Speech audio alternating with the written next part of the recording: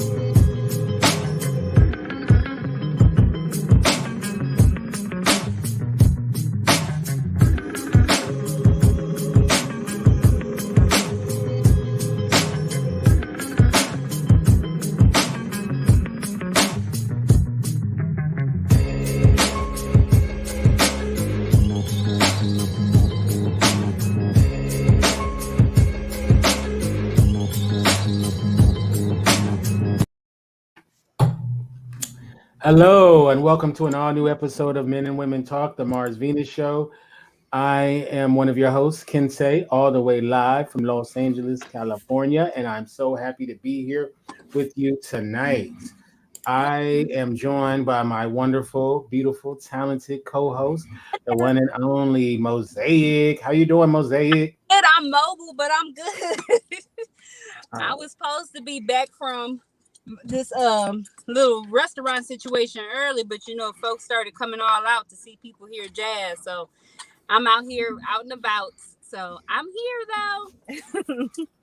all right. Well, I'm glad that you are here, chopping it up with us, and Yeah. looking forward to our conversation tonight.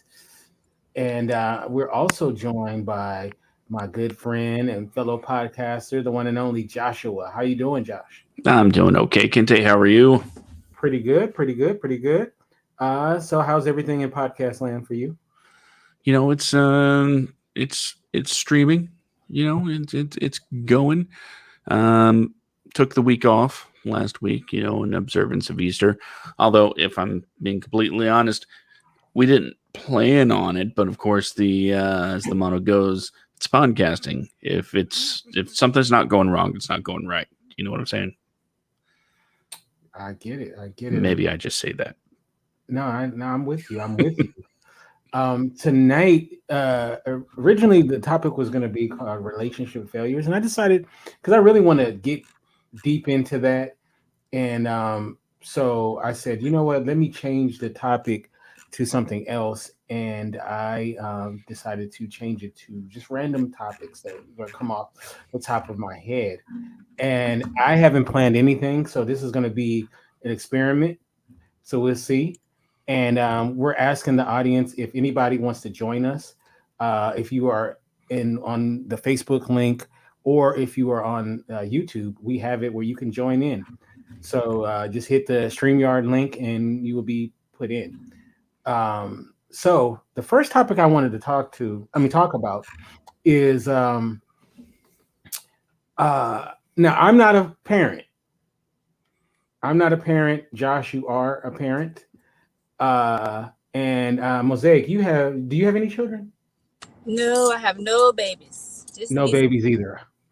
But we have a lot of opinions. Yes. So we're going to talk about some things. And I was having a conversation earlier about an incident that somebody's son had at school. And I won't go into details about that because that's not important for this particular conversation. But I understand as a parent, yes, that's your babies, right? And you want to protect your children. But there is a line I feel and I want to kind of talk about it with us, with our panel and the audience as well. What is the line between boys will be boys or girls will be girls, and then really having to get the law or possibly getting, really going hard on a child offender? Now, what I mean by that is, when I was coming up, kids got into fights, right? I got into fights, um, you know, and it was just considered a normal part of childhood, right? And it seems like nowadays, like they're getting the law involved over like a fight between like two boys or even sometimes two girls, or they want to, or they really want to put like real harsh um, penalties on children who are just having a tussle.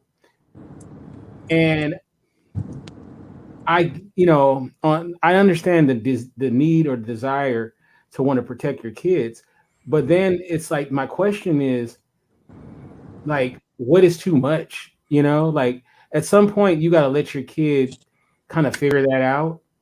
And I see a lot of times parents will go a little too far with a spat between two children. Now, obviously, if we're talking about something that goes beyond the pale, and I'm gonna bring up a situation, but I don't want to infuse that situation into this just yet. But like, let me start off with you, Mosaic. What do you think? Like, how do you draw that line between, they're just kids that got into maybe a physical altercation versus um, you need to take it to the next level beyond just them figuring it out. Well, I guess like if they just get into like a tussle on the playground, there's no need to get the police involved. But when people start bringing in weapons, Mm. kids bring in weapons, like because that happened. I mean, growing up where I grew up, that was a common thing. Like in elementary school, somebody come to school with a rope full of locks, fight somebody. And when kids start doing that kind of stuff, that's when it gets too serious. And then like if it's not because sometimes like kids usually like that your kid is having a problem or issue with somebody because they usually tell you. Like, and you will hear them talking to their little friends, like, yeah, so she messing with me or da da da da da. And I think parents need to be more proactive at times to make sure that their kids are not bullying other kids and stuff like that. But if they just get into like a little playground tussle, I don't see the reason why you need to bring the law into it. But it gets, it's a touchy subject, especially when it comes to some of our kids, though, sometimes, because Mm-hmm. usually we ain't the ones bringing the law into it. It's somebody else. Right. And so, and like, we understand that, if somebody hit you, you hit their ass back, or you, or as my mom said, you knock that damn teeth out. Right.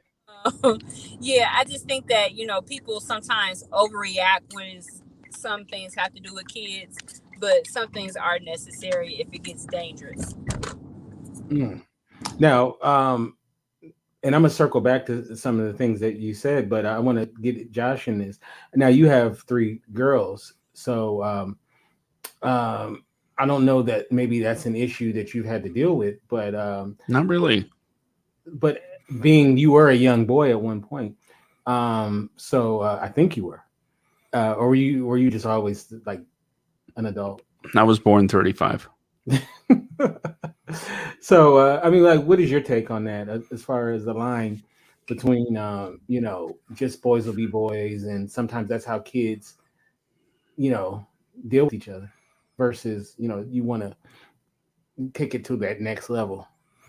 Well, as you know, I my day job involves working with children, one-on-one occasionally, and fights come up, especially when you have groups of them together. Now, if there is ever a point in time where I don't feel like in a situation like that, I'm not the ultimate authority of the situation. If I don't feel like I'm in control of what's going on, as in I can put a stop to it, there's a time to call for some assistance, but it's usually a school official or something of that nature. But as far as personally, I think a lot can be said about damages. That's, in my mind, what you're looking for. How bad can it get? Are you talking about trips to the emergency room? If there are medical bills associated, you kind of want to have a report to go with it. And I think that's really the only time when there should be any kind of official police presence, when, as you said, the line is when damages can go farther than, oh, you'll be fine in a week. Mm. Mm.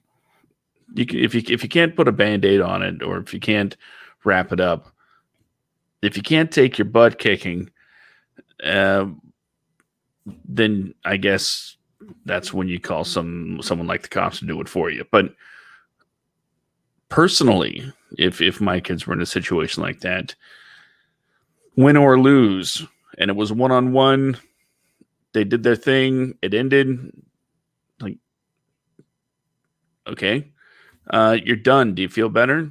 Are you going to do that again? We'll see what happens. Right. Now, when I was coming up, I was always taught, not just by my father or the males in my family, but by my mother as well, that if somebody, you defend yourself. If someone hits or is attacking you, you defend yourself as best as you can. And there's this thing in schools where they don't want kids to retaliate, or they want them to have some sort of Gandhi, or thing where it's like, you don't hit back. If someone hits you, you go tell, or something like that. That's And yeah, I have to deal with that on quite a regular basis. And I have to be the guy you're talking about that says, I can't tell you to fight him back. In fact, I have to tell you the opposite. But I'm not going to like use my authority to say, "Hey, don't do that."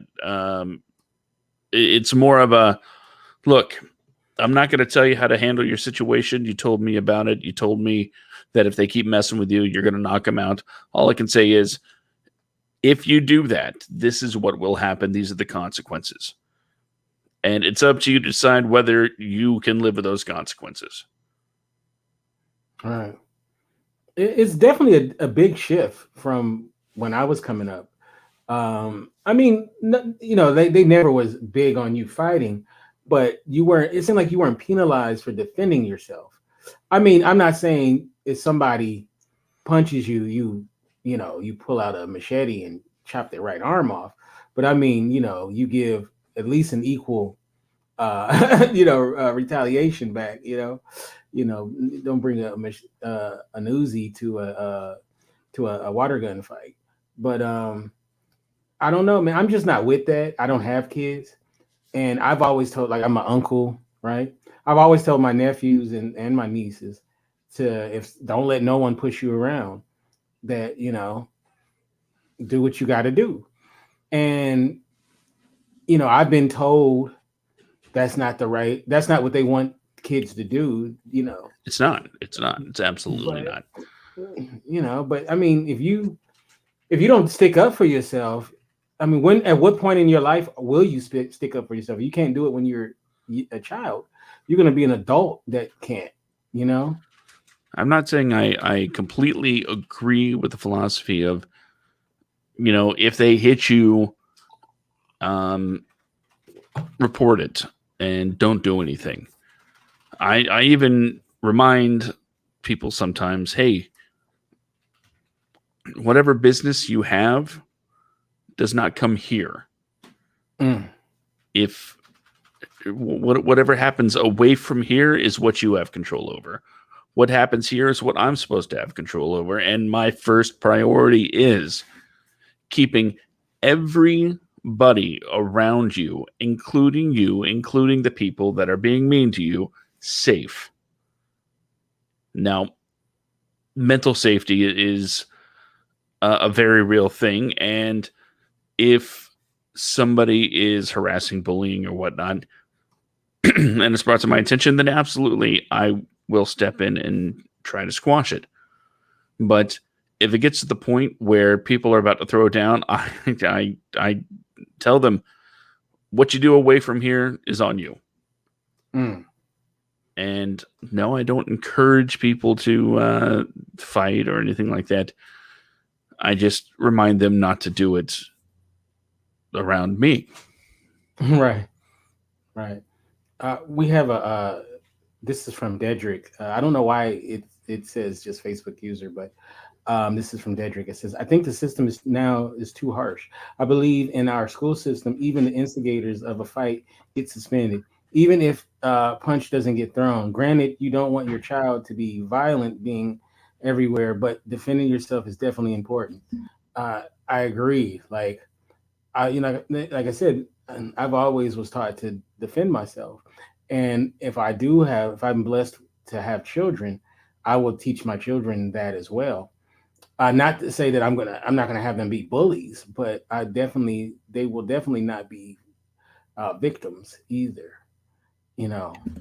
So I mean, if you're running at 10, you will be running at 45. you know. So and I just definitely don't want that. It's really, it can be a tough situation because the penalties are so strong. Like for just, I would say, child stuff. The penalties are very strong and very harsh, I believe, as well. At some on some levels, they are children, and children do act a certain way. I do believe, though, especially if they're an instigator, their behavior should be corrected. Hmm. But I mean, someone defending themselves, being demonized, I think that's utterly wrong. So, Mosaic, did you have something? Yeah, I was saying, agreeing with my daughter. I forgot her name that quick. I'm sorry, Joshua. Joshua, because Kinte. I work with homeless guys, and but now I'm working with children, and just like, yeah, like I have to deal with the guys, like they would have fights and stuff like that, and or they would get ready to have a fight, and I'd be like, okay, well, if you fight, this is what's going to happen. I'm not telling you not to do it. Right. I'm not saying that they don't deserve it. Right.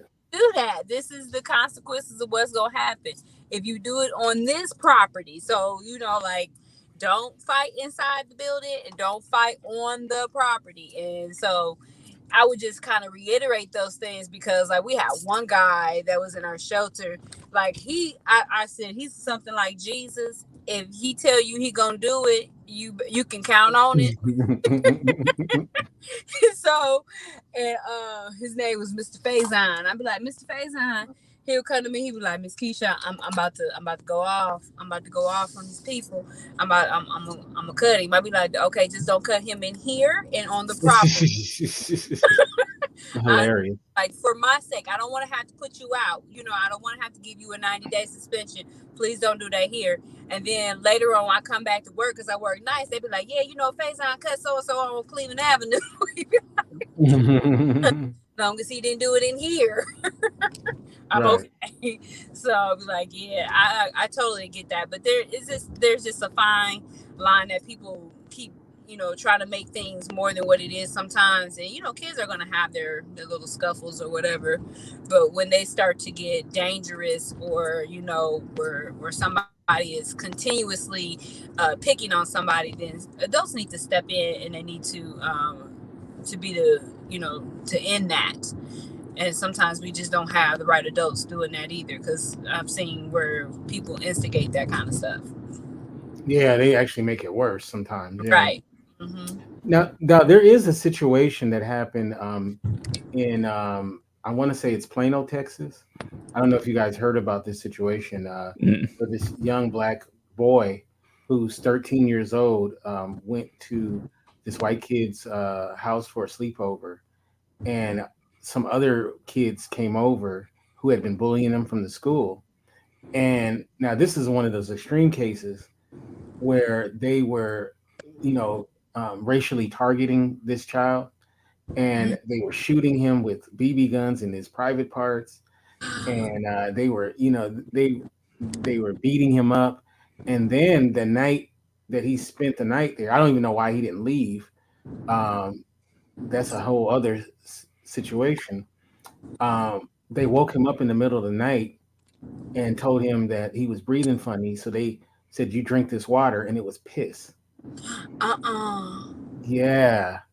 And the parents need their ass whooped. so so the mother had to, get a lot of attention because nothing was really happening to the kids that had done that to her child. And the kid has been on television, and all of the stuff recounting what happened. Now that's a situation where, that's way more than just, boys will be boys. You know what I'm saying? That's a situation where you got to get the law involved and whatnot. And Get the law involved. They don't handle it. I got somebody to handle it. right. That's And what it is. Oh, really? Oh, that's how y'all want to handle it? That's okay. Okay. now they're trying to use the boys will be boys as a defense for those kids, and I'm like, no, that's beyond the pale. That boy was yeah, and the young boy he comes from a single parent household, and he seemed like he's kind of a doughy kid, you know what I mean? and obviously not very. He's very passive, this kid, and so you can obviously see the kid needed some. I'm talking about the victim. The kid was, you know, how can I say this? The kid basically needed to be toughened up. You know, I don't know how. I'm look. I know it was a lot of them, but I can't. I can look. I wasn't Bruce Lee as a kid, but there's no way in hell that was gonna happen. You know what I mean? Um, and I don't know how the boy stayed there after they did all that to him. I don't see how that happened. And then he, they were able to get him to drink urine. I don't even know how that, you know, for the life of me, how that was actually able to happen. And so it makes me. And then when you see the kid is very, he probably plays Nintendo all the time or whatever. Like he's seems like that kind of kid, who's not very. I think he was on a football team. Um, I think that's where it started at the bullying or whatever. But so that's an extreme case. That's the case where, yes, get the law involved, and you know, but it seems like this is the thing about these laws and stuff. Like people don't get nuance, right? It's like it seems like they can never handle the situation right. You know, like it seems like it's either way too extreme in the wrong way, but then when it's extreme, is too lenient. You know what I'm saying? Like it seems like it never can be like it's never handled the proper way. I don't know. That's what I see. I don't know about you guys, but um, it's weird how that stuff works. Where it's like it's like almost like you use a grenade to kill a roach. you know, Hmm. or you don't, or or you use a pillow to attack Bigfoot. You know what I'm saying? So I don't know. Like it's never seemed like the right situation. Um, and you were gonna say something, Josh? Yeah. Not to change the subject or anything, but I think an important issue when it comes to this is remembering the idea, the fact that there are a lot of cases where police may, I don't know, overreact in certain situations because they're only really trained to handle hostility, it seems. Mm-hmm. So I had a long conversation with my dad about this a while back, and he considers himself conservative, and even he agreed that, you know what, there are some situations that the police don't need to be handling, and at least, fully armed and armored police, guys that are rolling into a scene very hesitant and prepared for action. There should be a step down of force that can handle bickering neighbors and things like that, with a different tact. So I would hope that that is fresh on a lot of people's minds before they decide to go to their phone and call 911 because, little Billy got into a scrape with another neighborhood kid. Otherwise, honestly, who knows what you're bringing into the situation, whether or not that it's going to be escalated down the road from a different parent standpoint or the other kid's standpoint. You call the cops, get revenge, or if police show up and things get hairy and out of hand because it is an emotional situation for a parent. Very emotional. Yeah, and I definitely understand that. Definitely. Um, yeah. All right. So let's move along to topic number two. Yes, please. And so we talked about the children. Let's talk about some adult stuff. When I say adult stuff, I'm not talking about triple X adult stuff. Okay. Why not? I literally never get to talk about that stuff. Well, okay. Well, in that case, no. Uh, and hello, Angie. Um, so lately, there's been a lot of conversation about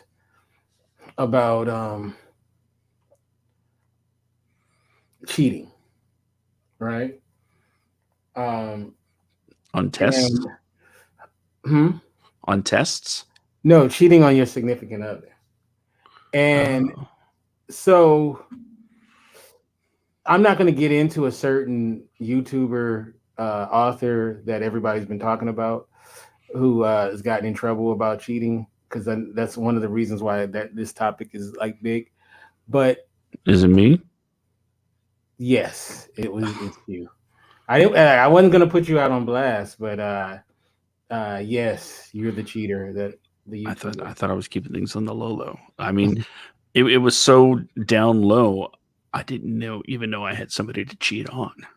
Right. So I wanted to bring this up. What exactly is cheating?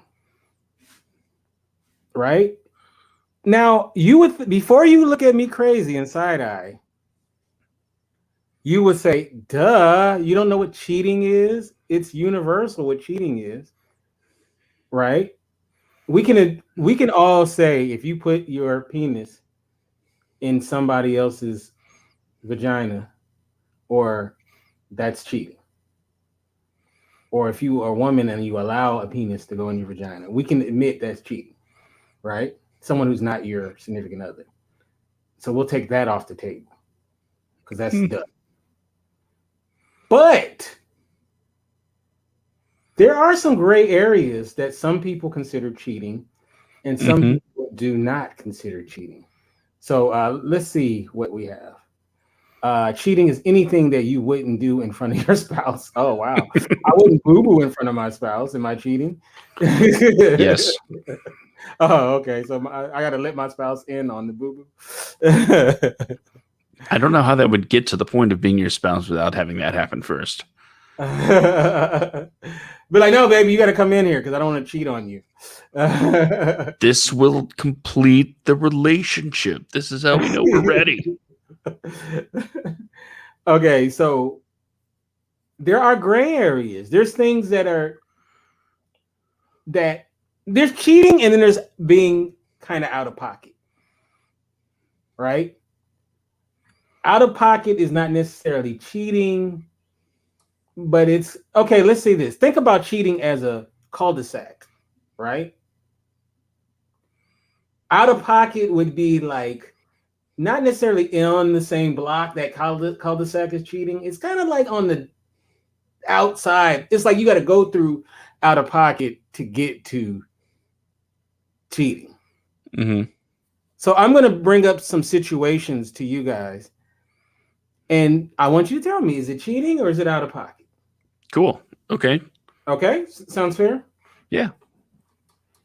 All right, let's see. Let's look at the comments real quick before I get into it. Who do you love to meet recently? Moving forward, financials. Okay, I don't think that has to do with the topic. You know what I mean. Hey. Okay, so is this out of pocket or is this cheating? Hand on buzzers. No, I mean I'll give both of you guys a chance to answer. Oh, okay. Okay, so we'll start lightweight. Okay. You work in the office building, Uh-huh. right? And your neck is killing you. Your neck is killing you. Okay. And your coworker, she or he, just happens to be really good at neck massages. Hmm. So she or he, in your case, she, and in Mosaic's case, he, you know, breaks you off that neck massage, at work, and it really helps, gets the kinks out. It feels really good. It gives you a tingle in your bottom. Is that cheating? You're not having sex with them? No, Or is that more out of pocket? Or or neither? it's neither. Neither? Oh, okay. So massages at work is cool? I wouldn't say this is if you're doing it like on a regular basis and you're like, this is my person. But the way you described it was, oh, this is so bad. And someone happens to come along and they're like, hey, I can help you with that. And you let them. And maybe your conscience makes you feel like it's worth telling your significant other later. Maybe it doesn't. But it's definitely more on the out-of-pocket side if you don't tell. Mm-hmm. Okay, Mosaic. Is it out of pocket, cheating, or neither? I feel that it's neither, but I have a caveat. In my relationship, culturally, that is a no-no. My husband and my husband's Muslim, so am I, and you don't touch another man's wife. That's taboo. You don't do that. So for me, like if somebody came and said, "Hey, I do massages," whatever, I can massage you now. I'd be like, yeah, I'm gonna pass on this one, whatever. Then I may go home and talk to my husband and say, "Hey, one of my coworkers, he does massages. If it's okay, like if I got a massage," and he'll be like, "Oh, maybe it's no problem." But I wouldn't, because I never want to get put in. Then I've also you don't want to get put in a situation where you do have somebody massage you or whatever, and then or somebody, and it turns into something that technically it should have never been. Okay. So mhm. there's always that could happen. So you just, when it's somebody at work, you got to be real careful. Okay. And the question in the audience is, are these married people? We'll say married, as well as, y'all are monogamous, allegedly a monogamous couple. So you guys are, ain't supposed to be messing with nobody else, So me personally, I don't know if I'd feel good about my woman getting neck massages at work from her male coworker. I'm like, nah, I'm gonna buy you the massage pillow. I didn't say every day. Yeah, no, I'm good on that. Nah, I don't know about that, because you heard this thing, work husband or work wife. Mm-hmm. Nah, I don't know about that one. I'm not a jealous guy, but I don't know if I'm. Nah, you ain't got no work husband. You got your husband, or a wife. So yeah, I don't know about that. We lost Mosaic, so hopefully we get her back real quick. Okay, so all right, so it seems like the consensus is kind of out of pocket, but not necessarily cheating. Okay. All right. So the next situation. Okay, we'll stay at work. Okay. So there's a Christmas party, and holiday party, not holiday midnight. party. Yeah. Holiday party. Your significant other, Josh, is not at the party. Maybe they're giving out turkeys or whatever. You're at the party by yourself. Okay. And you have this coworker. We'll call her Miss So-and-so, right? And for Mosaic, it's Mr. So-and-so. Your coworker, Miss So-and-so, sees you walk in the door, and there is mistletoe. So she walks over to you. Okay, I'll start it over. Since now Mosaic is back. All right, I'll start it over. Okay. You guys are at the Christmas party, right? For your company or whatever. And your significant others are not there, right? For whatever reason, they had to do something. You're there by yourself. And you're walking in, and we'll call, for Josh's sake, Miss So and So who works with you, and in your case, Mr. So and So. You walk in, and you walk right under the mistletoe, and Mr. So and So or Mrs. So and So lays a kiss on you, and you don't stop them because you're under the mistletoe, right? The mistletoe is like a halo, right? It's okay, right? Because it's mistletoe. Are you out of pocket for allowing Mr. or Mrs. So and So to kiss you, or is that cheating, or is that neither? Is it nothing to be worried about? No tongue, just a nice size kiss on the lips because you're under the mistletoe. That's wrong. No. And me, I might smack the shit out of you because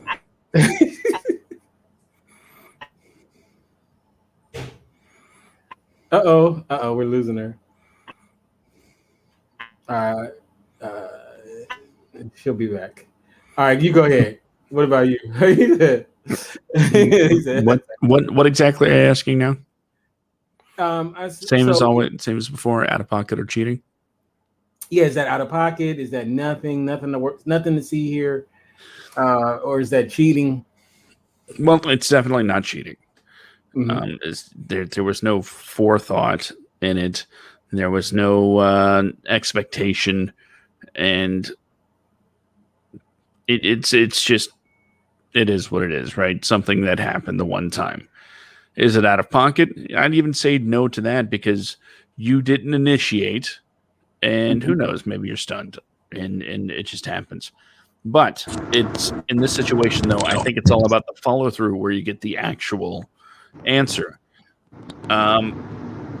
Someone that's not thinking out of pocket should probably talk to their HR manager and go, why the hell is there mistletoe up at a company party?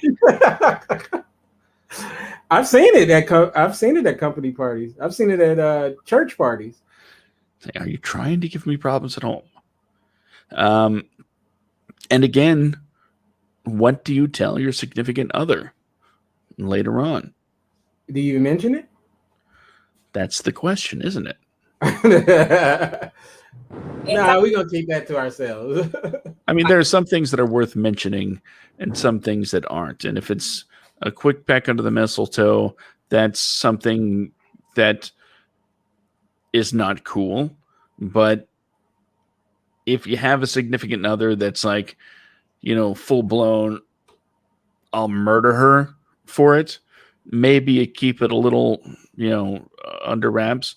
But if you have someone that'll be like, I don't like it, and I might whoop her ass, but at least I know it's not your fault, that kind of thing. Right. So it's all about the follow through with this one. Okay. What about you? Zach, you started to say something before you got cut off. I know that I'm not telling my husband because my husband would be like, what? And he would want to fight. It would be a whole load of emotions. Like, no, that wouldn't go well. And I would already know that would not happen. Like I said, I would smack you. They'd be like, Keisha got into a fight at the company party. Like, she smacked the hell out of Mr. So-and-so. Mr. So-and-so got punched. Right. Mr. So-and-so would have to explain that black guy to his wife. Now, you know what's so funny? I bet you guys are thinking like, well, that's obviously a no. It isn't. I've asked this question to numerous people, and it's never this. Some people are like, no big deal. It's a mistletoe. Like, literally, I've had people say, even if they were the person or it was their significant other, no big deal. And then there's other people that are like, most people are like, hell no, don't be kissing my woman or kissing my man. I don't care if it's a mistletoe. So it's funny how some people see things. Like, in my mind, I thought the vast majority of people, which would be like what you guys said, but there's a lot of people who are just like, no big thing. No, it's not cheating at all. It's a mistletoe. It's Christmas time. It's okay. I'm not one of those people. I'm with you guys. No. Now, if it was my significant other going around initiating the kisses, I would be really pissed. Yeah, I would think so too. But if they happen to be on the receiving end and it wasn't wanted and asked for, well, considering the situation, guys aren't really allowed to do that at all because there's criminal charges that can be filed as well. Mm-hmm. Yeah, it'd be a much more women will. It's more of a woman thing to do that because guys pretty much realize that you will be putting your ass in the sling. You better know it's gonna be okay if you do it. You better know, right? Mm-hmm. Yeah. But then there's idiots out there who say, "Hey, it's the mistletoe. That's like safe base. You can't get mad." There's people that think like that. I'm not one of them. I would not do that. So I'm not. I started a terrible relationship that way once. Oh, under the mistletoe? Yeah. See? Well, there wasn't any mistletoe there. It happened to be near Christmas, and I said, "Hey, mistletoe. Do you know what that means?" And one thing led to another, and a few weeks later, heartbreak. There was no mistletoe.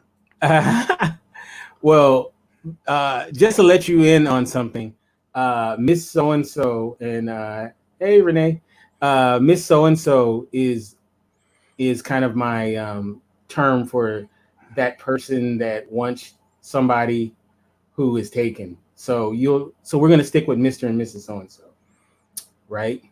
Okay, so this is more so out of pocket or, not necessarily cheating.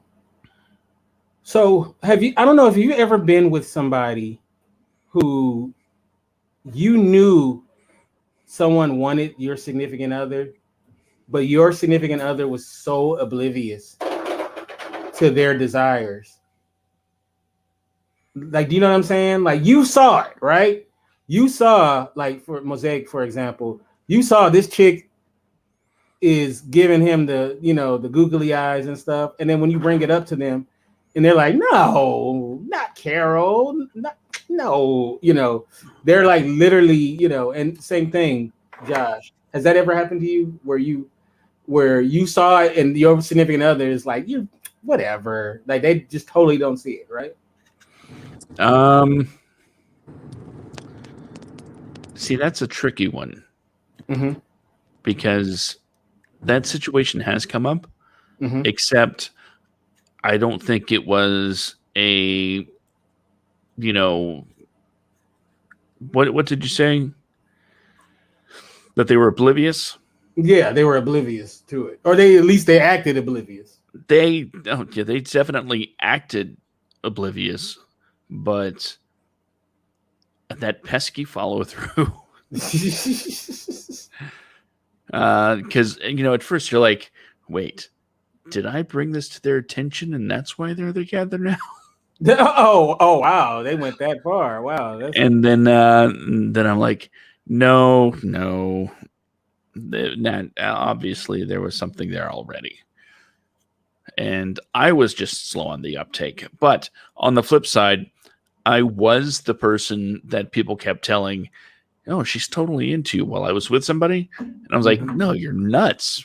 We're just friends. And all these people kept saying, dude, she is totally in love with you. I'm like, no, that is not the case. And of course, after I become single, after that, suddenly, things start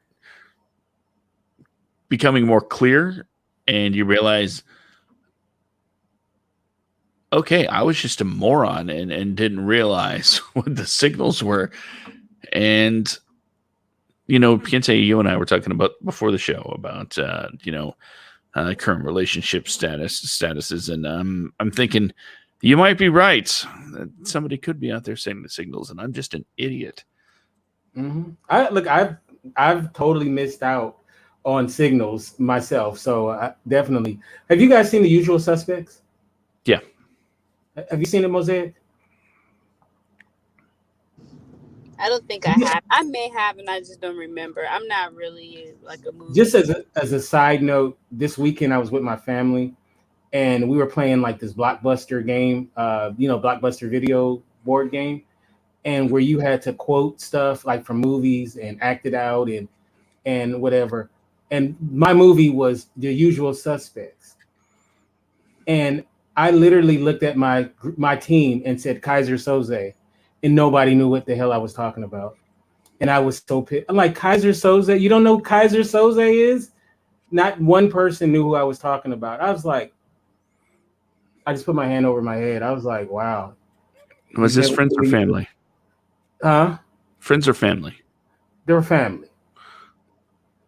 They had never seen The Usual Suspects. It'll be harder to replace them, but not impossible.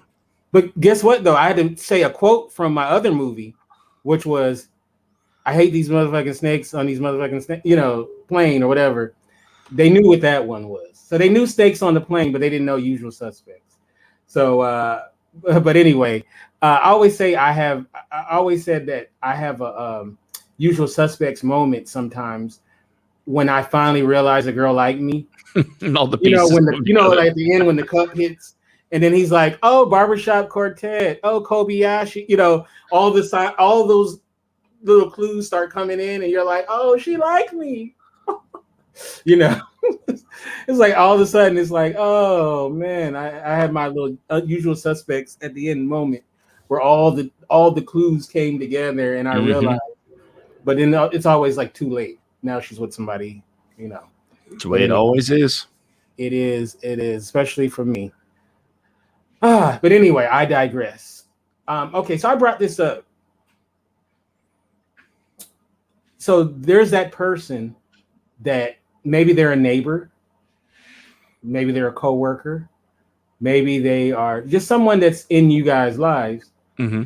You totally see that person wants your significant other, and your significant other doesn't notice it, or at least they play dumb. And then when you bring it up, they go, "What are you talking about?" That kind of thing.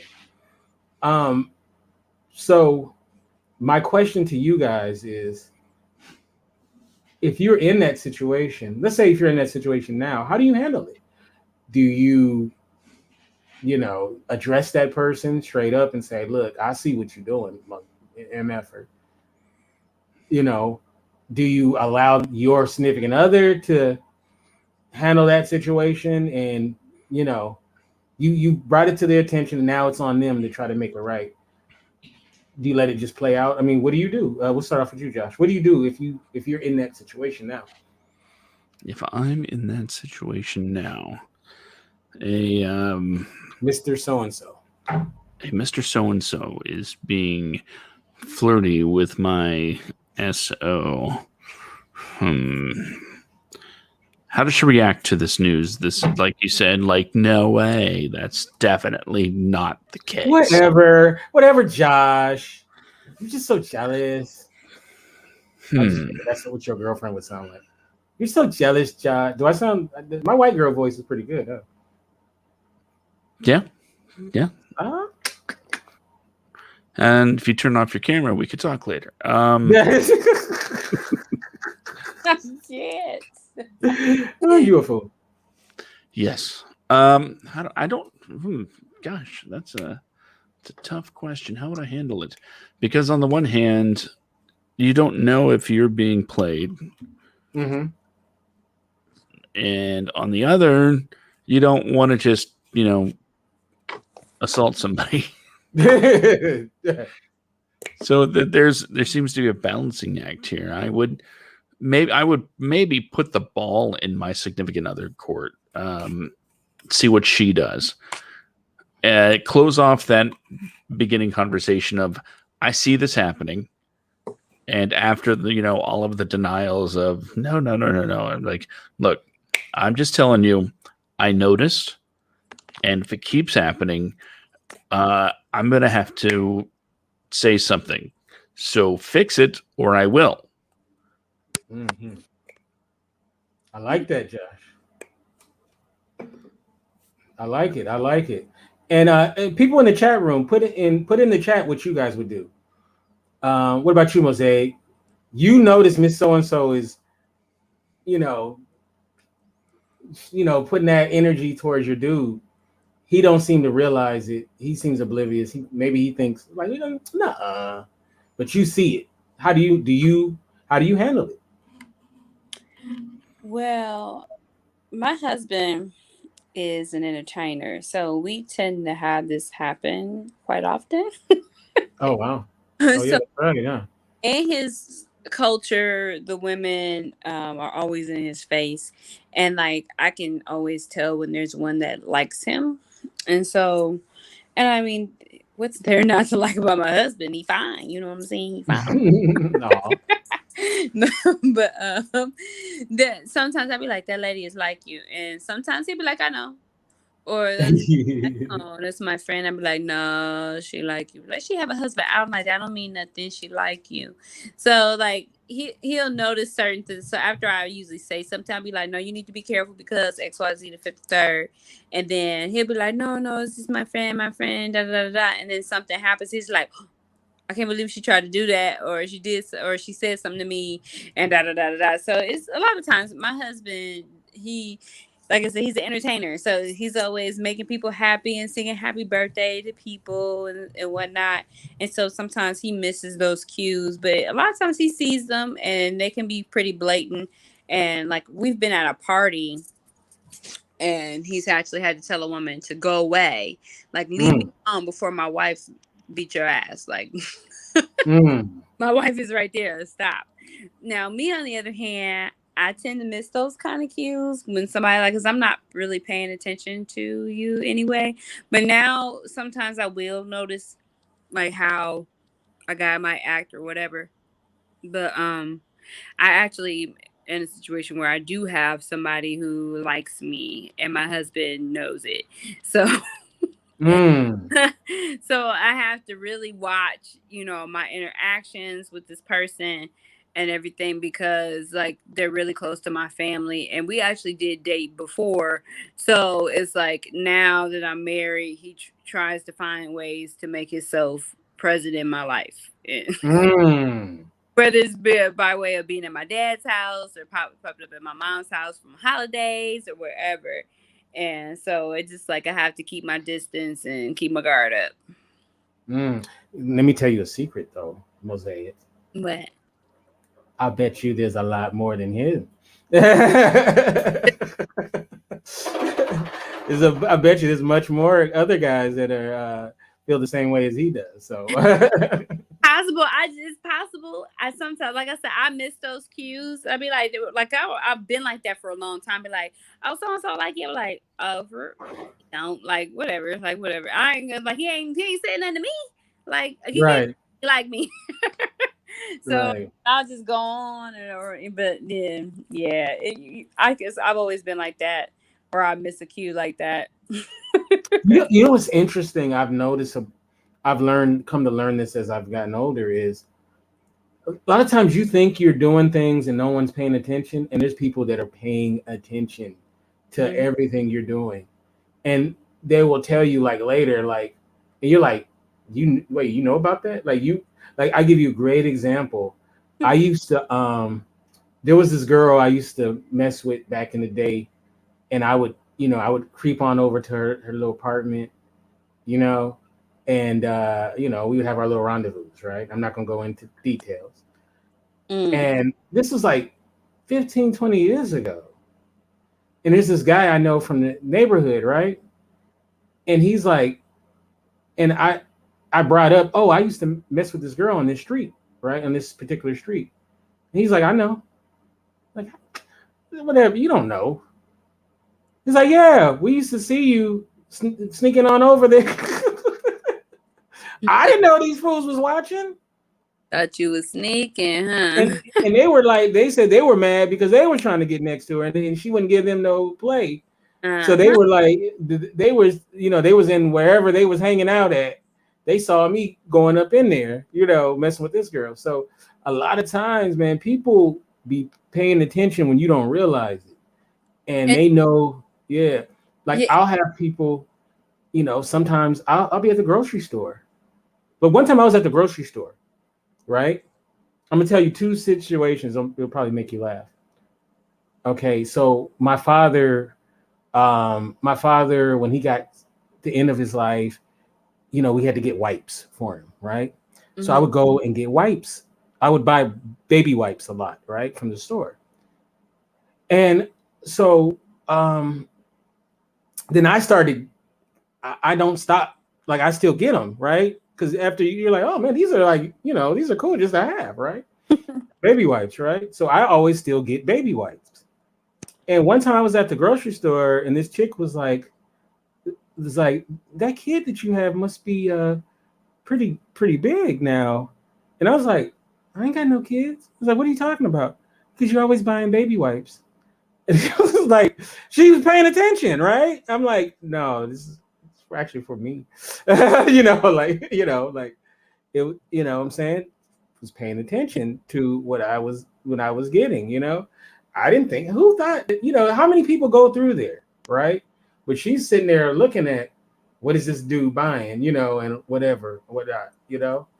Um, so, that's just a situation where I never thought nothing of it. I'm just going in the store getting my thing.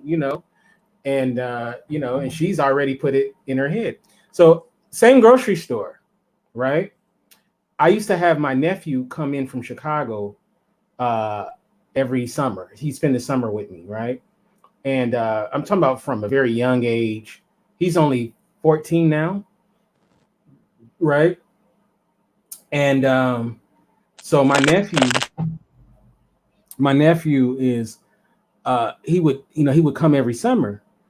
So at this same grocery store, this other woman, he didn't stay one summer, right?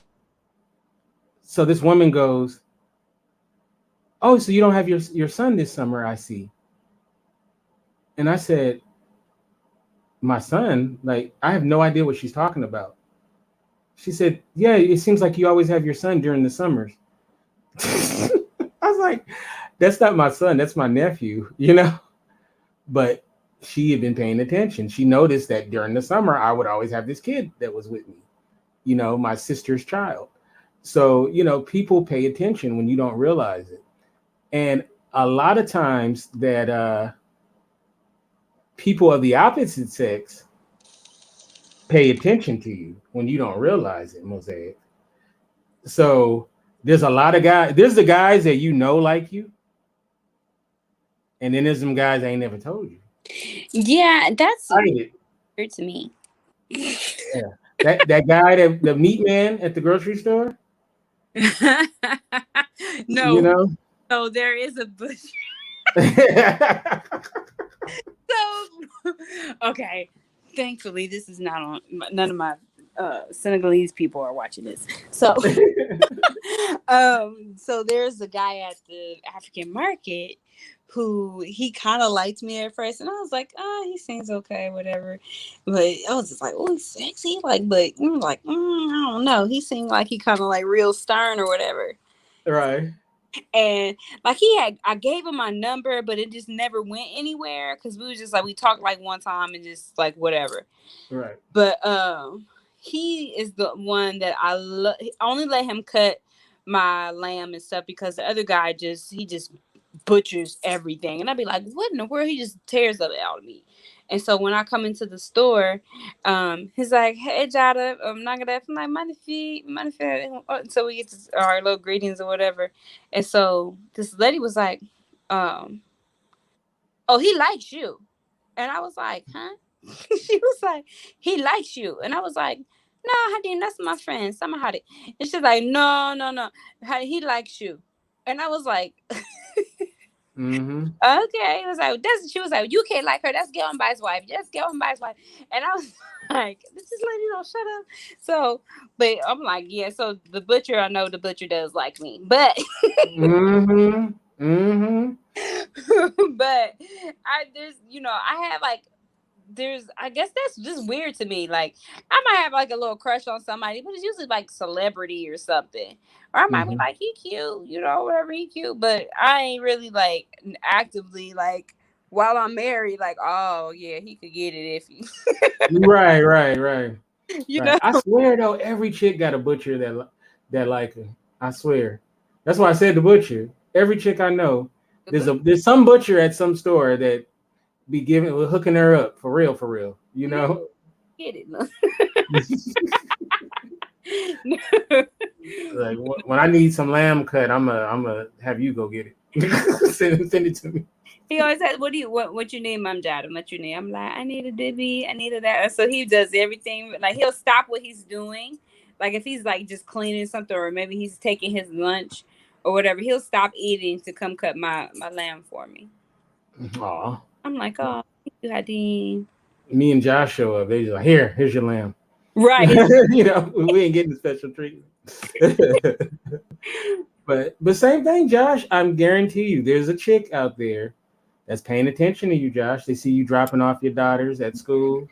They see you at the PTA meetings. They see you coming out the strip club. I mean, coming out of the church.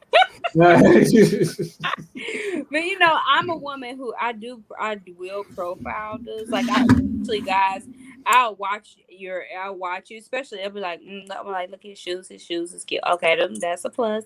So I'm always looking at me. I'm looking at your shoes first. Your shoes is busted. I'll be like, I don't know.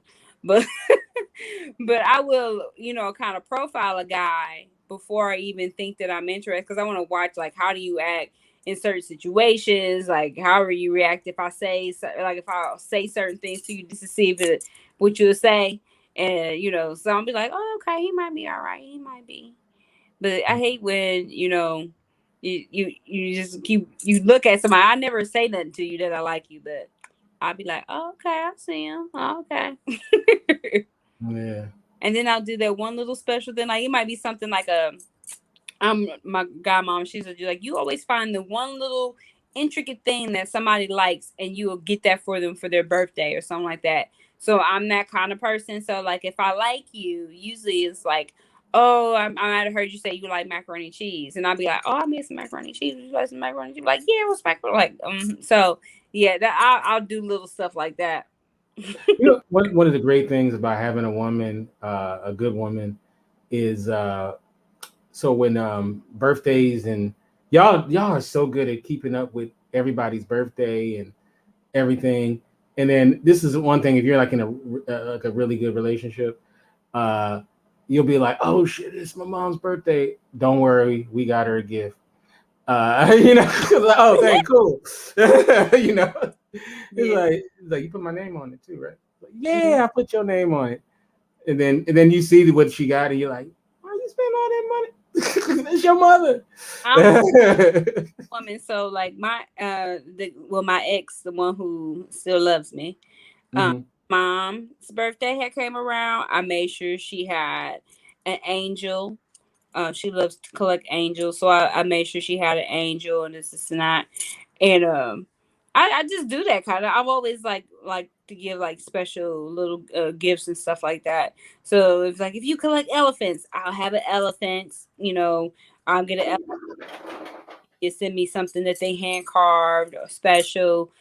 Just little stuff like that. I like doing stuff like that, and I guess that's I became a keeper. And you know what? Before we say goodbye, that's one thing I do want to talk about is different aspects of a significant other that we cherish and things that are, obviously, there's the obvious, like we want them to be fine, or we want them, like some of those obvious things. But I was gonna say something, but I might have got smacked through the.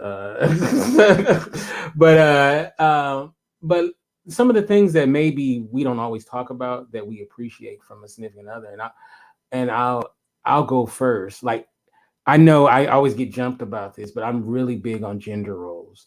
I'm you can call me a caveman or whatever. That's just how I am. Like I'm not giving you the bat to go down and check out the noise. Like I'm just, I'm that's just not how I was brought up. So uh I know Josh is definitely gonna give her the bat and tell her, wish her good luck. I gotta but get up early, you know. I love, like one thing I love is I love going over to a woman's place and feeling at home in her place. Like maybe this is judgmental or whatever. Like I expect when you go to your homeboy's place to feel like a frat house. You know what I'm saying? Like I expect that, right? When you go to your lady's house, I like going there and you smell the candles and you know what I'm saying, and it feels like you're walking into a home. You know what I mean? And then I love women who change with the seasons. Like it's fall, so there's like a fall feel to it. It's Christmas time. It's the Christmas. And I know sometimes it's if you work hard and all of that kind of stuff, it becomes difficult to do that. But I just love that, like that, and that really impresses me. I'll be honest with you, like if you knew I was coming and then I come over and it's stuff all over the place and all that, and you ain't got no kids, and you knew I was coming for dinner or whatever, I'm gonna be looking at that like, Had a run off day, kids say, dang, maybe was busy all that week or something, had stuff look, that I'm not saying that's definitely the nail in the coffin, but I don't know. I just feel like if I have a girl coming over, it's gonna smell like potpourri. You know what I'm saying? So I don't know. These things I like. It makes you feel like, I think those things for a lot of guys, see, there's a thing where I think a lot of guys don't take certain women serious. You know what I mean? It's like, yeah, she's fun to hang out with. She's fun to do adult things with, but you don't take her serious as a life's partner. Like you ain't thinking about her in those terms. And I think those little things make you take a woman more serious. I mean, it depends on if you're just a rotten, guy yourself, you ain't gonna put much into those things. But I feel like a man of substance, he's gonna be looking at those kind of things. So but all right, I'm gonna ask Josh, and then I want to end with Mosaic. What are some things that attract you to the opposite sex besides her, having big booties or whatever? Like I'm talking about like little details that maybe like things that you might not notice immediately. Right. Okay. There's some low-hanging fruit for some good comedy here, but I don't think I'm going to take it. Mm-hmm. But it's hard to resist. But I'm going to exercise self-control, which, by the way, would be an excellent trait to have in a significant other. Someone that can exercise self-control, show some restraint every now and then, regardless of what it is they are controlling themselves from, for, or whatever.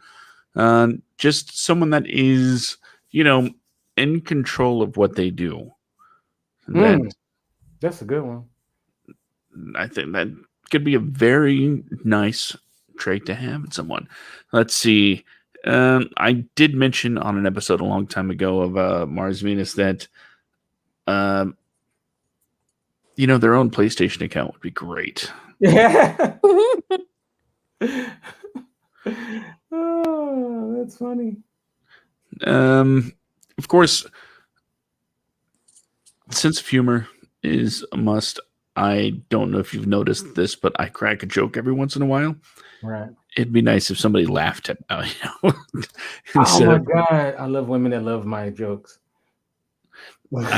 I've been watching a lot of Modern Family, watching through it for the first time, actually. And to see Phil and Claire's relationship, it's like he's an absolute moron, but she is an absolute enabler, and they fit together so well. I need that. Mhm. Someone that maybe won't encourage my flights of fancy, but definitely won't uh, pull out the shotgun to shoot them down. Mm. You know what I mean? Someone that's like, well, you don't make enough money doing these podcasts, so you have to quit. No, I don't need a dream crusher. So having that uplifting spirit would be something I would look for. In fact, someone that's like, I have a microphone too. It would be I love that. just I love that. Yeah. Yeah. A supportive person who yeah, I mean, because sometimes you start doubting yourself and you start wondering, are you making the right decisions? And it's always good to have somebody who is like, I believe in you, because sometimes you need it. I mean, we can be tough, we can chew glass and all that, but it's always good to have someone that you feel like is in your corner. Like, you're Clyde and she's Bonnie. Wait, did I say it right? Yeah, yeah. So I had to think about it. It's also important though to have somebody that will pull you back when you need to. Mm-hmm. I mean, how different would their lives have been if Bonnie was like, you know what, maybe we could go on a picnic today instead of murder all these people. Yeah, you're right. And Clyde could have been like, if I want to keep sleeping with this person, that might sound like a good idea. So picnic it is. And next thing you know, they live happily ever after. Maybe we should stop saying like Bonnie and Clyde, because people forget how the movie ended. Like they ended getting gunned down. So maybe we shouldn't say Bonnie and Clyde. Women, stop comparing you and your friends to Thelma and Louise. Remember, they went off. Spoiler alert. They flew off a cliff at the end. They committed suicide. So I don't even use the term that they're waiting on their Boaz. Oh, your Boaz. Because Boaz died after he consummated the marriage. So it's like, are you really equipped to handle a Boaz? And my favorite one of all time is, I'm leading them like Moses to the promised land. I'm like, Moses didn't do that. It took forever.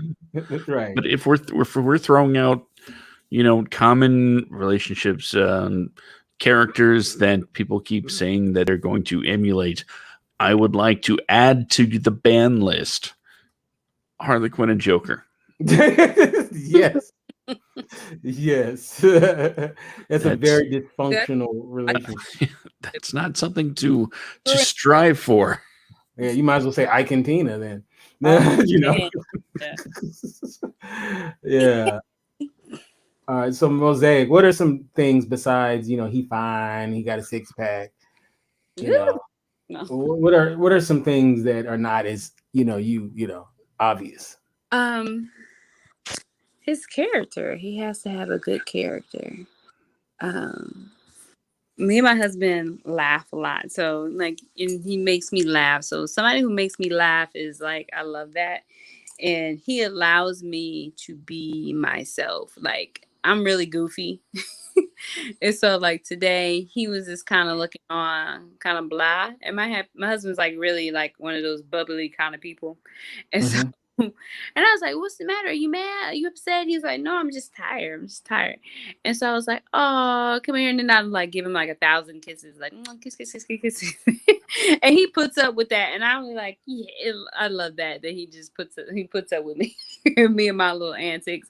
But just having somebody that supports you in your dreams, that's a big thing too. When you're a woman and you have a business, sometimes you have guys that don't want you to work, or they feel intimidated sometimes, or they feel like they should be the only breadwinner, depending on the person that has the gender roles or whatever.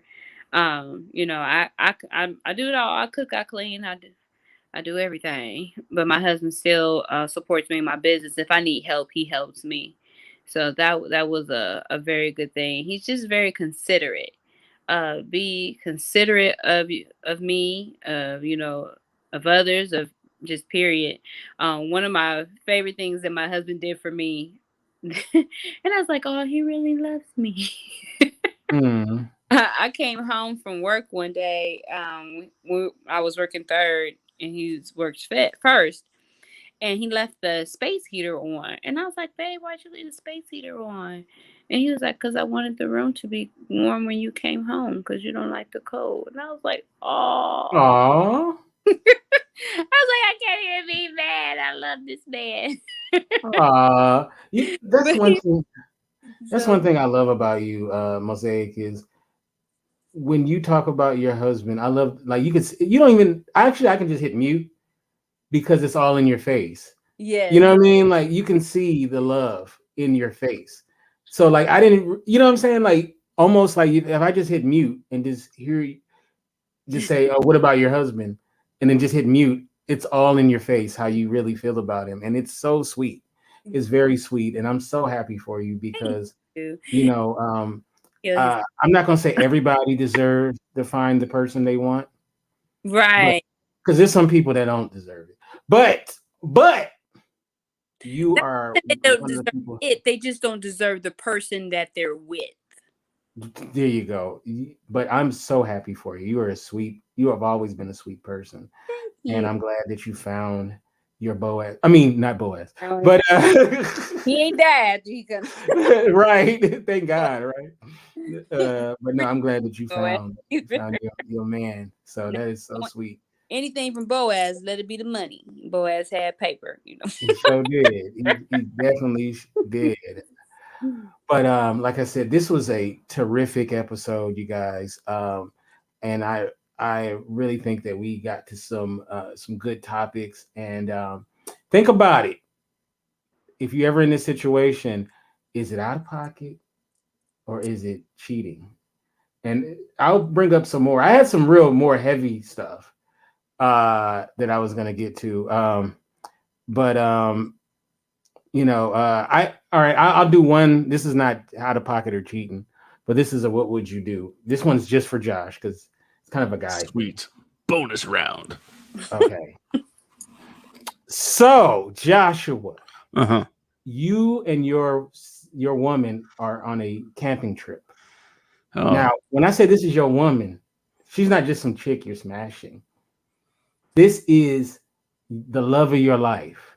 Mm-hmm. The next Mrs. Joshua. Right? Right. You love her. You love this woman. You love her. So it's not just some girl. You'd be lost without her. So you guys are, in your tent camping, and she goes, "Baby, I need to use the bathroom. I'll be right back. I'm going in the woods to use the bathroom real quick."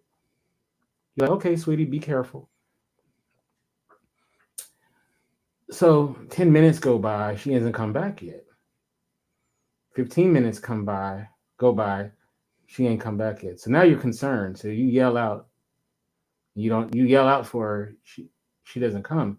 So you get out the tent, grab your flashlight. You go into the woods, and you see your woman in the woods, and Bigfoot basically has her in a warm embrace.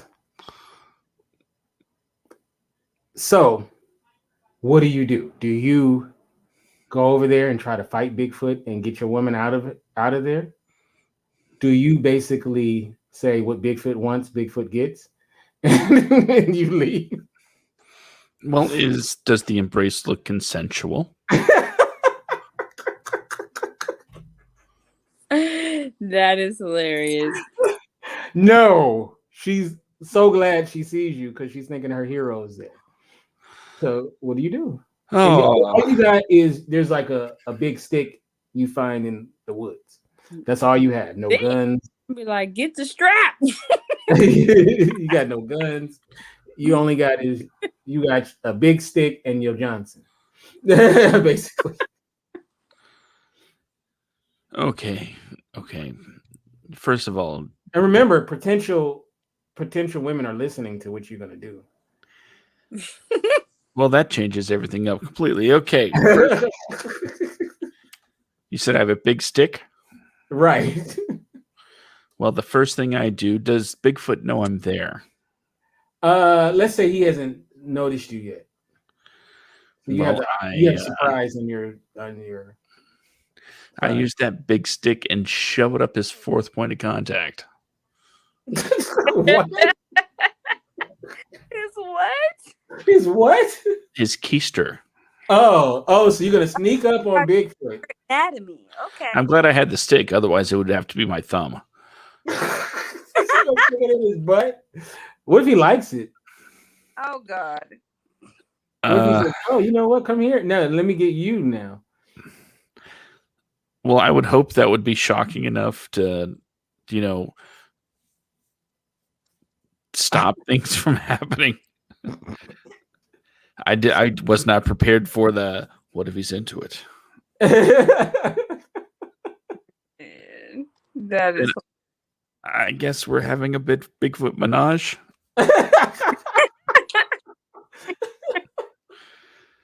I'm trying very hard to not say, look, to save my girl, I guess I'm gonna have to take one for the team. But no, in all seriousness, if that's the right word, I would, if I see Bigfoot forcing himself onto my significant other, I'm guessing I'm gonna have to be fighting Bigfoot because I don't think Johnny Law is gonna be much help.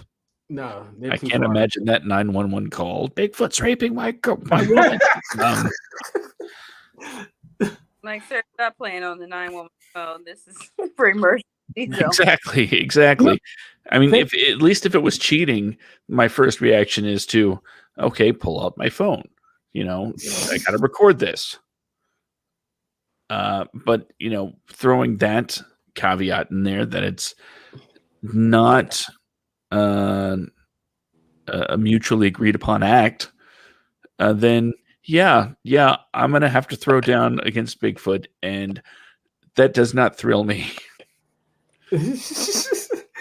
Look, if you think about it like this, you're a winner either way. I'm gonna tell you how you're a winner. Let's say you are a punk and you let Bigfoot have your woman. You can write a book called Bigfoot Stole My Girl, and it'll be a big hit. There'll probably be a Netflix documentary.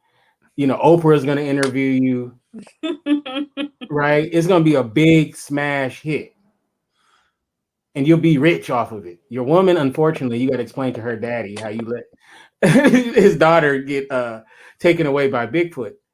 But let's say you were a hero, or you tried to be a hero, and you went on and took on Bigfoot to save your woman.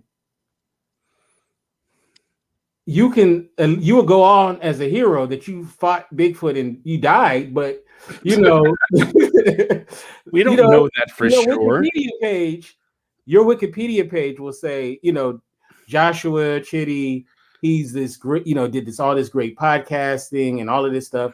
But then in personal life, it'll say, died fighting Bigfoot.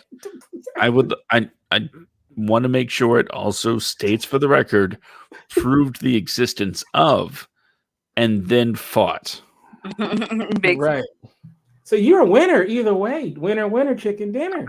I'm not saying that I would definitely win the fight, but even Bigfoot has knees. Oh, yeah. You gonna go for his knees? Mm-hmm. I'm gonna kick him in the shins. Yeah, but I don't think your relationship would last if you didn't, like, let's say she got away after Bigfoot, mangled her. Like, how should she ever trust you? You walked away. I'm gonna kick him in the nuts. You didn't protect her. She wasn't protected, Josh. I know the question is, well, why did your woman go in the woods? Because I brought this up the other day to a friend of mine, and he said, well, why is her dumb ass going in the woods by herself? No. So then I changed it. I said, okay, smarty, what if Bigfoot, you and your woman's getting it on in the tent, and Bigfoot just was a cock blocker and snatched her? No, then what would you do? Now you can blame her. My thing would be, why did your dumb ass let her go in the woods by herself? Thank you. That's what I said. Like, I wouldn't let my woman go in the woods by herself. Woods by herself to use the bathroom. Better yet, why are we in the freaking woods? Ain't that what like white people do? I mean, yeah, y'all like outdoors. I mean, I've done it. Doesn't mean I like to do it. I thought that was like a common thing. Like at this point in my life, camping wouldn't be a tent anywhere. yeah, I would have to have dirt. Yeah, it would be. Size I bed. do a cabin, a nice cabin, but I ain't doing no tent. If I'm doing a tent, something seriously went wrong. You know. Tent, long as it has bathroom facilities on the property, and then like I could do a tent long as it's like a big enough tent where I can like put like a nice bed in there, like. But I'm a glamper. I can't be laying on the ground. I'm a glamper too at this point. And just as another side note, we watched this video about what to do if you're attacked by a bear. And my favorite part of it is, now, you know, it changes with what kind of bear. In the video, it says if it's a grizzly bear or a black bear, you know, you got to do something specific for each one. And they said that make sure you know which one it is. But unfortunately, some black bears look like grizzly bears and some grizzly bears look like black bears. So you need to make sure. And I'm sitting there like, and those bears are aggressive though. Like, how the fuck would you know which Right. one is which? Are you gonna ask him Like, which one are you? You're not black though. I don't see you. So are you black bear or you're grizzly? Right. Are you a black bear or a grizzly bear, right? Chaya! Are you okay, Chaya? I'm okay. How you doing? Doing good. Tried to get on earlier, but I had to make dinner for kids. Okay. But you got big kids. They're 12, 13, and 20. Yeah, so you can give them a bow and arrow and tell them to bring some food back.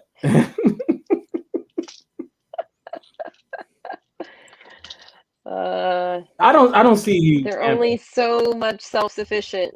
I don't see Chaya camping in the woods. What happened? I don't see you camping in the woods. Yeah, she doesn't look like. There's a delay, and I don't know if it's on my end. Yeah, I don't see you going to the woods and camping. I'm not going to the woods hunting for nothing. Yeah, I don't see that. I don't see that at all. So, before we go, we were talking about like what's cheating and what is being out of pocket, right? And the way I explained out of pocket was think of cheating as like a cul-de-sac. Out of pocket is like it's not necessarily on that street, but it's like you got to go through out of pocket to get to cheating. You get what I'm saying? It's like on the next door. So it's not necessarily cheating, but it's kind of that gray area, right? So I'm going to ask you before we go the question I asked them. And you tell me if is it cheating, out of pocket, or it's fine. Okay. But I think you may have a different feel about it because of what you do. Okay. So go for it. So your significant other works in an office building, right? And they've been having these neck problems, these neck pains. And their female coworker says, "Hey, I'm very good at neck massages." So she starts to give him neck massages like on a regular basis at his chair. Now he doesn't tell you about it. He just gets those wonderful neck massages at work from his female coworker. Is that cheating? Is that out of pocket, or is that nothing to see here? I don't know if I would consider it cheating, except I have an issue with him not telling me about it. So that would be my big issue. Because it's funny you said because of the work I do. Mm-hmm. I'm the person that if I'm in an office with someone and they're in pain, I will rub them down because of having studied massage therapy. I'm very good with my hands. And I don't like seeing people in pain. Miss So-and-so. So I guess that the boundary being crossed for me would be my partner not saying anything to me. Okay. See, I figured. Yeah. Okay. I guess So it's I guess out of it would pocket. be I guess it would be your out of pocket. Yeah, for All sure. right, and one more. So your significant other goes to a Christmas party, right? And the lady that likes your man, but he's oblivious to it. We call her Miss So and So here on the show. Or if it's a guy, it's Mr. So and So. Okay, so you couldn't go to the Christmas party. He's going by himself. When he walks into the Christmas party, he doesn't realize there's mistletoe over the door. So Miss So and So walks over to him and plants a nice sized kiss, and he doesn't stop. He doesn't recoil or stop. He allows it to happen. Is he being out of pocket? It's just a kiss. It's under the mistletoe. No big deal.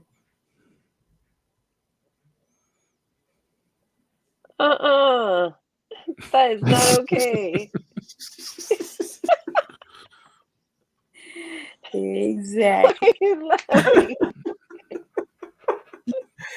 So she's out of pocket, or is he and she is out of pocket? Both of them. What the fuck? No. Not okay. But it's mistletoe and it's the holidays. Somebody gonna get I slapped. don't care. I guess if I was standing under a mistletoe and some guy thought, "Oh, she's under the mistletoe, I'm gonna kiss her," he would get slapped. Like she said, somebody's gonna get slapped. 'Cause for me, it's like I didn't give you permission for that. Like, how are you gonna? And if you know I'm with somebody else, like, no, that's not okay. Well, some people So believe use that as an excuse. Some people say the mistletoe. Yeah, but it's like people using "I was drunk" as an excuse. Mm-hmm. To me, it's just you can't use something external as a reason for you going further with some type of unconscious desire. So no, not okay. Dang, Josh. So that means you can't use that no more as an excuse to kiss your coworkers. Yes, that's exactly what I was doing to plant one on all of the 50-plus-year-olds that I work with. Hey, they need love too. I've been kissed under the mistletoe before. I've had women, "Oh, you're under the mistletoe," kiss. I'm talking about like, and more than, like I give you another situation too is if you ever go to a ball game and they have like the kiss me cam. You know what I'm talking about? The kiss me cam, where if you're sitting next to somebody, usually of the opposite sex, they put you in like a heart, and then you got to kiss them. And I've been under the kiss me cam, and it wasn't a girlfriend. It was a girl I knew, right? And she kissed me under the kiss. Under there, she had a boyfriend too. I didn't have a girlfriend, so and she kissed me under the kiss me cam, and I mean, I just took the kiss, right? And I was like, I was like, I hope your boyfriend don't see this, pretty big guy, but I mean, was I out of pocket, or was she out of pocket for kissing me on the kiss me cam? Because the way she looked at it was the kiss me cam. You're supposed to kiss on the kiss me cam. No. Yeah, not okay. No, not even the kiss me cam, huh? No. Ouch. No, especially she has a boyfriend. Did you kiss her back? I mean, I thought we were like playing. Like, yes, the answer is we yes. looked at each other. We looked at each other, but I'm thinking like we were just gonna fake. She really kissed me under the kiss me cam, and I was like, I was kind of shocked, But she was just caught up in the moment. It was nothing behind it. She was just like, like she was glad. Oh, look, we're on there, and then we looked at each other. And she kissed me. And then, and I kissed him, gave me not tongue, but, it was a nice kiss. But what if it turns into the fornication cam? Or Oh, put me on that, man. Hey, it's the fornication cam. I gotta do what I gotta do. Like, okay, so there's another situation too. Now, this one, I'm gonna ask what's a male singer you like, Shia? Like you have kind of a crush on. I don't really. Like you don't have no. Come on. No. Growing up, you never had like Enrique Iglesias or I don't know. I don't know. What's the Menudo guys? Even though I don't think they like women, but you didn't have a crush. Come on some guy famous. Not till I was older, and I realized that what I found attractive were older men and men that came across as smart. So this will sound really weird, but my first crush that I remember having was Sean Connery. Sean Connery. I mean, he's been voted the sexiest man alive many times. So, me Cam, hilarious. All right, Mosaic. Who's your male singer that you always had a crush on that you like? There's actually 3. Oh wow. So Ghostface Killer. Ghostface Killer. Fonte. Okay. Devontae. I love Okay. Ghostface. No, Fonte. Fonte. Fine. Okay. Mm-hmm. And David Banner. David Banner. Okay. The Hulk. All right. So here's the thing. Sometimes when you go to R&B concerts, Chaya, the performer like Usher, Trey Songz, those guys, they like to bring women up on stage. And when they bring them up on stage, they like to get a little freaky with the women. They like to do like grinding and all that kind of stuff, right? I mean, Janet Jackson does that too. I mean, there's women that do it as well.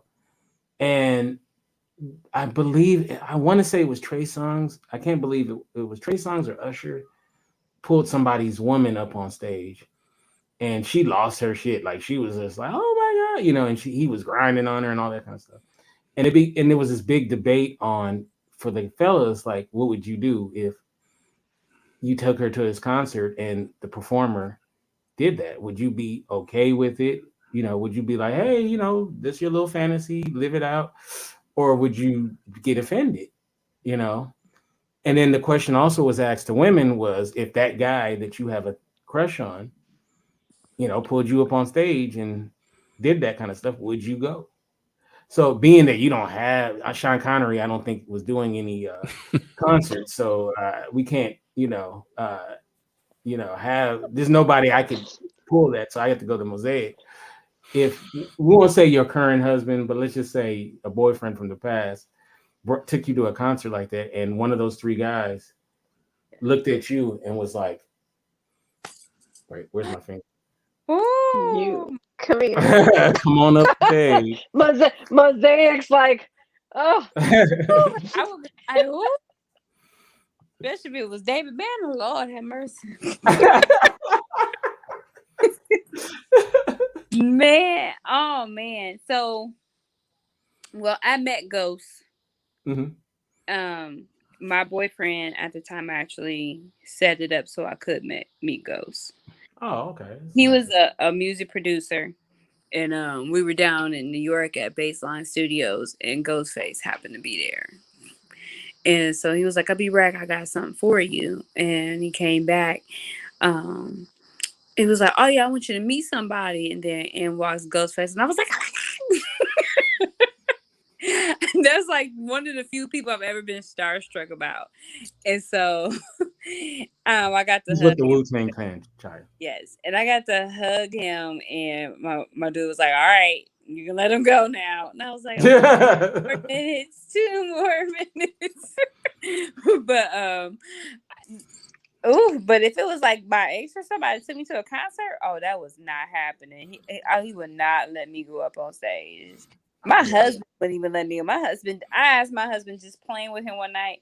I was like, if I was an actress, I said, would you want me to have the this well in Senegal they call it chaga, so sex. And I was like, would you have me have chaga with the man in the movie? He was like, no, I don't want my wife to kiss another man. No, yeah, I ain't with that either. So I was like, yeah, that probably would never happen in any of my cases. Yeah, I wouldn't be down with that either. Now it's gonna be shown on video, and he wasn't there. I don't know. Then hey, right? What happens there stays there. Well, I wouldn't be cool with that. Like, you ain't taking my woman up on stage. Like, hell to the no. I'm not doing that. Go to like a like, why would, if I let's say back into the 90s, why would I go to like a Genuine or Jodeci concert with my dude anyway? Like, you already know what could go down. Like, no. A lot of guys take their women to those things. You know, they probably feel like it's a good idea or something. I don't know. I don't know. I have no idea. Those artists are not my favorite artists. So, you know, I've gone to concerts that was about my woman, you know, that she wanted to go, you know, but for the most part, that's not like my jam, you know. I mean, I like Pony or whatever, but it's not like I'm bumping Genuine all together anytime. So, you know, but okay. So I real quick, I got one for you, Josh. Hey, hold on. You brought up a good question though, which is, you know, I think in relationships, there are people that, whether it's the woman or the man, find attractive, that whether they be movie stars or actors, actress, singers, you know, whatever. I think there's that boundary of it being a fantasy and then something that you act out on. So I think that is like communication that needs to be really clear inside of a relationship. I've never had that whole starstruck situation, and I don't know, like I had an opportunity as a teenager because of the programs I was involved in the inner city of meeting lots of movie stars, actors, singers, producers. And I never got that whole like, oh my gosh, I'm speaking to so-and-so. So when you ask these questions, I'm like, what would it be like in real life? Right. I do have a friend that her and her husband would talk about her crush.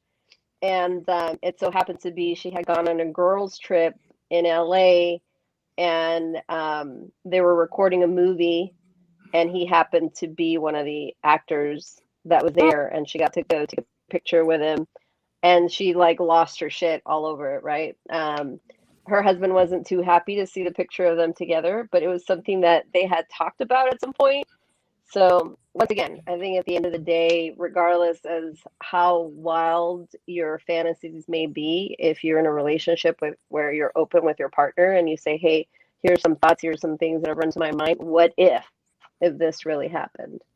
Not only is it fun to share those fantasies in a relationship, but at least you have that like to come back to, right? Because my friend was able to tell her husband, hey, I told you, if I ever saw the man, I'd like grab him, kiss him, take a picture with him, because the picture was a selfie with her kissing the guy on his cheek. So that's it. Okay. That's my take. Go on to your next question, Kinte. All right, now this one cuts more for men, but I'm going to ask you ladies too. But we'll start off with Josh. Joshua. Adam Levine. Who's your favorite? Who's your favorite artist? Adam Levine. Hilarious. Oh, you're asking me a different question. Like, you love their music, you listen to it all the time, like it's brand new. Okay. As a group or an individual? Individual. We'll go individual. Okay, individual. Weird Al Yankovic.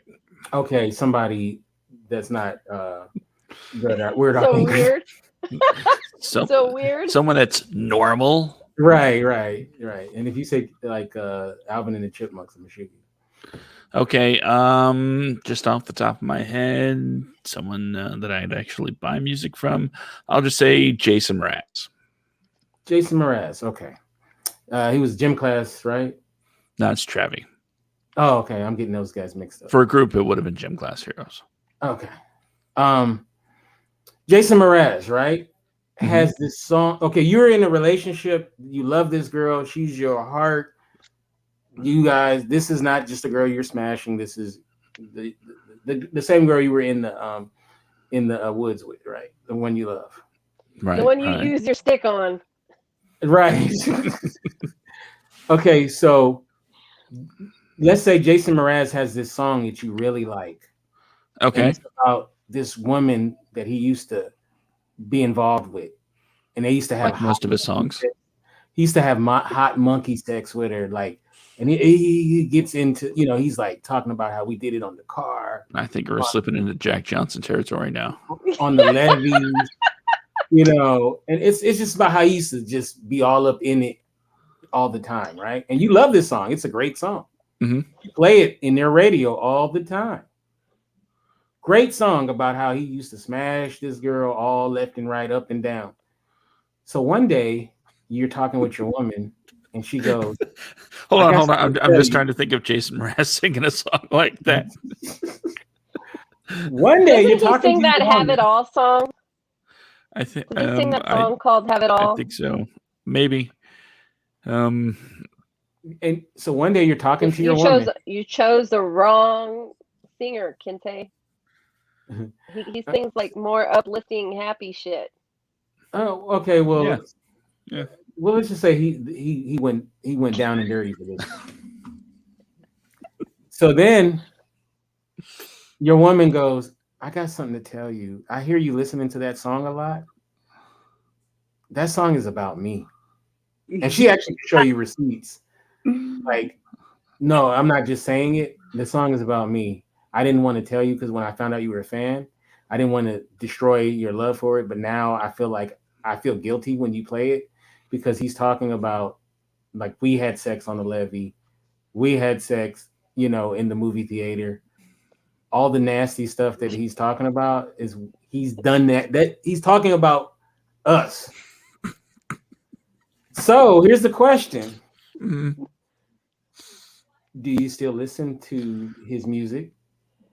Do you still listen to that song? Can you separate the love for that song you had before, now knowing it's about smashing all up and down and in and around your girl?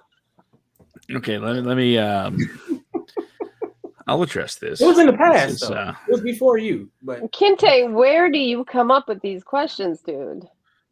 I have a dark mind. Let me begin by saying that's a very good question.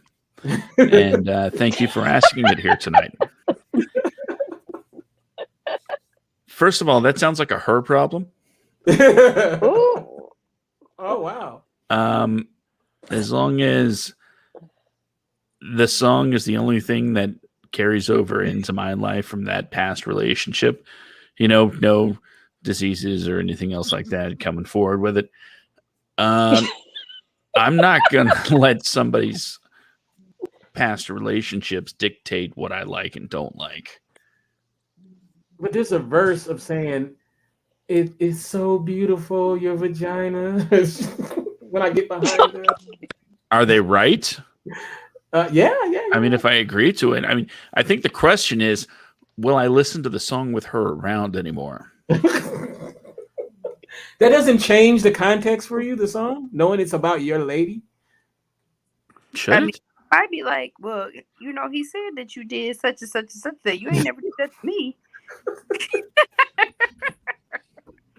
When it comes on around my friends, I might say, you'll never guess the story behind this one.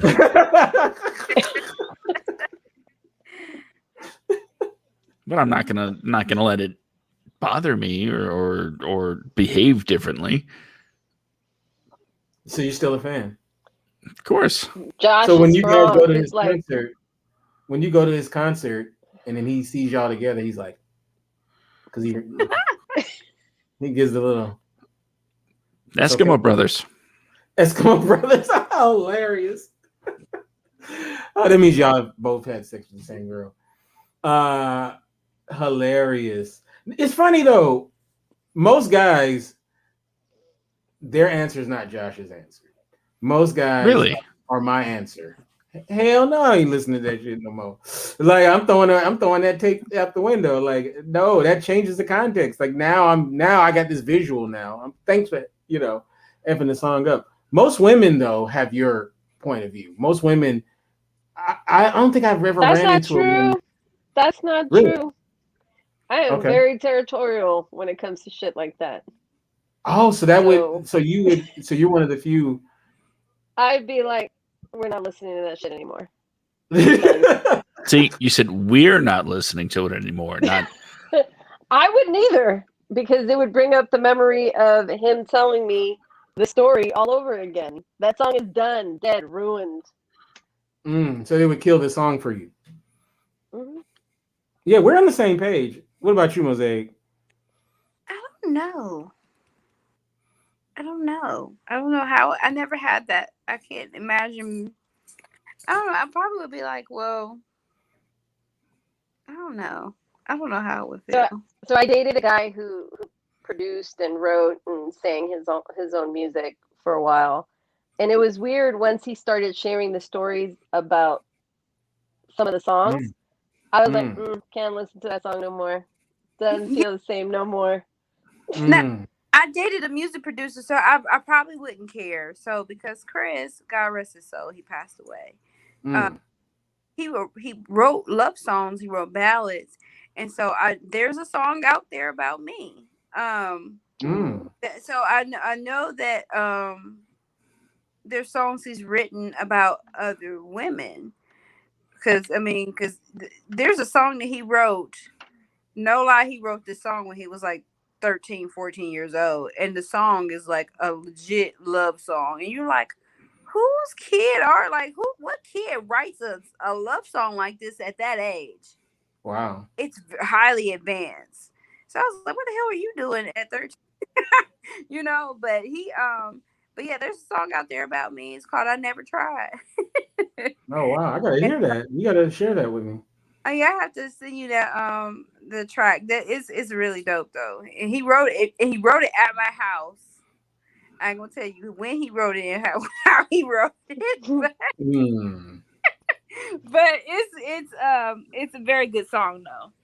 But yeah. Oh, that's sweet. But I probably wouldn't be bothered by it since I dated. Yeah, I mean, who wrote like that. If it was like a love song and it was sweet, then maybe, even though I still would feel weird about it. But if it's about how y'all used to get it popping all the time, and because I remember I used to ask this question a lot, and I would ask this question to guys, because the guys always gave me the greatest responses. It's all about the response. And then one guy, I was like, "Who's your favorite artist?" And he was like, T.I. And I was like, all right. And then I started setting up the scenario, and he was all smiling, right? And then when I got to the thing, he was like, "Oh man, I could never listen to T.I. again." It was like, oh man, he was so disgusted at the thought of it. Like he was just like, no, I would totally not listen to his music anymore after that. Like I couldn't bump his music anymore. It would be dead. Now, if we went to my original answer, I would listen to it every single day if it was by Weird Al. If it was Weird Al, Weird Al gets a pass. If he sang a song about having all sorts of crazy sex with the person I'm currently seeing in the past, yeah, that would be crazy to go, hey, you know that bonkers off the wall sex song that Weird Al wrote? I know what it's about. My lady. I am getting tired, y'all. All right. Yeah, we're gonna say goodbye. That was it. All right, so let's start off with you, Josh. How can we get you in social media and all that good stuff? All that good stuff? I need to know how deep of a breath I need to take. Okay, well, first of all, you can find me on Twitter at SkitComic. I don't really use it. You can always go to at Simicor Studios on Twitter or at Wadcast Pod. That's a name of a show that I do every Friday night, 10 p.m. Eastern, 7 p.m. Pacific, where we talk writers, actors, directors, and every spot on the set in between, sometimes topics relating to filmmaking and things like that. So join us every Friday right over there on the Wadcast Facebook page. It's where it goes live. It's also available on Spreaker and wherever fine podcasts are sold. If you like movies, you can head on over to Vimeo, where you can watch one called The Exchange that is written or directed by Henry R. Nader. You might recognize the face in it. Yeah, this guy's in that movie. So check it out. It was available for free for a little while, but you missed that boat, so you're going to have to pay a few dollars. Also, if you like the sound of my voice or maybe even the look of my face, go to Semicore Studios. Give it a like. Give the Wadcast Facebook page a like. But Semicore Studios, that's the name of the crew that puts together all the podcasts that I produce. So, love to have you over there so you can find out what else is going on with Semicore Studios and the Wadcast properties. Other than that, nothing much going on. Oh, and then you got a new handsome co-host for that podcast. Who's that? You know, I'm shooting through the screen. Oh, it's you. Yes. Yes. I'm going to be on this Friday, right? Joining us for the Wadcast from now on. He's going to be our third chair to talk about writing, acting, and directing as we talk about Hollywood business and such. Love it. All right. So, Mosaic, how can we get you in social media and all that good stuff? So you can find me on all social media. If you just put in Mosaic Star, I'll be there. Instagram, Clubhouse, Twitter, even on Facebook. I think you can find me on Mosaic Star as well. That's about it for me. I'm tired. My husband just came home. All right. And you can get me at Kente F on Twitter, Kente Ferguson on Instagram, and of course the website is indyradio.org. That's indyradio.org. And we'll see you next time with an all new episode. God bless you.